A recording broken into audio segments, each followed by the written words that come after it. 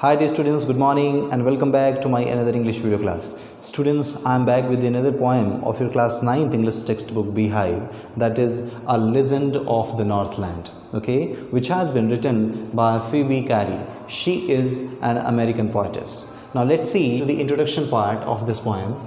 A Legend of the Northland is a ballad. What is ballad, students? Ballad is such kind of a poem which narrates a story in short stanzas. And in the poem, all the stanzas comprise 4 lines. Ballads are a part of folk culture or traditional culture, which are passed on from one generation to another generation. So what we observe in this story, actually this story is of the Northland area, the area which is near the North Pole, though the poet does not specify any particular area. This poem is about the Saint Peter and a lady with full of greed. The greedy lady angered Saint Peter and later she was cursed by the Saint Peter for her greedy nature. So that's all we are going to observe in this beautiful poem. But before coming to the summary of this poem, students, let's know some of the selected keywords of this beautiful poem. The first word is legend, which means a story of unknown origin, or you can say a historical story, one which is very old. The next word is hearth, which means a fireplace or oven, you can say. Knead means to make dough from flour, that you all know, very common word. The next word is a scrap, which means a small amount. Then provoke means cause to get angry or to incite, bhadkana kisi ko, okay. Dwell, that's a very common word, means to live. The next word is a scanty, which means very little, okay. If something is less in quantity, you can use this word.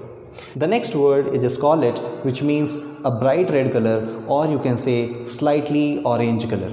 So that's all about the keywords of this poem. Now let's move ahead and go through the summary of this poem. This poem is a legend about an old lady, okay. You know, students, legend means a historical story which are passed on from one generation to next generation. So this story is about an old lady who angered Saint Peter because of her greed, okay. Why she got angry? Let's find it out. One day Saint Peter was preaching around the world and reached the door of a cottage where a greedy woman lived, okay. This lady was living. She was making cakes and baking them on a hearth. Hearth is what? A oven, or you can say a fireplace. So she was baking the cake on a hearth, okay? That is fireplace.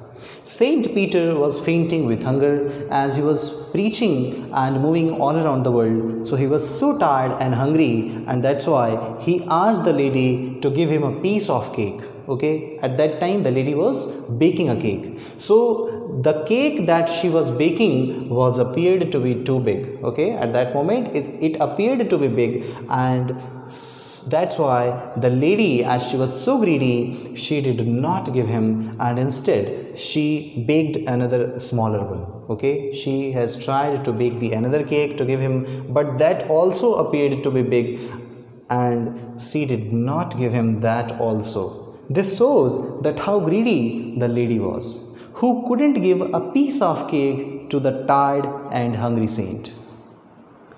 The second time she baked another smaller cake but found it too big to give away.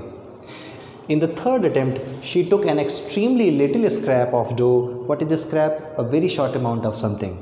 And had it as thin as a wafer, but was unable to part with that also, okay. She still couldn't give it that.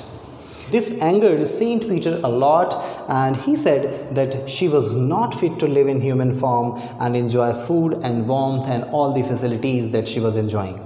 Saying this, he cursed her and transformed her into a woodpecker bird. You all know that how the woodpecker bird survives, okay, who had to bore in hard dry wood to get its scanty food, and since then onwards she can be seen in the trees all day boring and boring for the little amount of food. So students, how can we conclude this poem? What the poetess wants to convey us through this poem, A Legend of the Northland. The poet wants to say that when you have something, share it with others. Don't be selfish and greedy. So hope you would have understood this poem. Go through this poem again and learn all those new words which have appeared in this poem. So thank you so much for being with me. Good day and take care.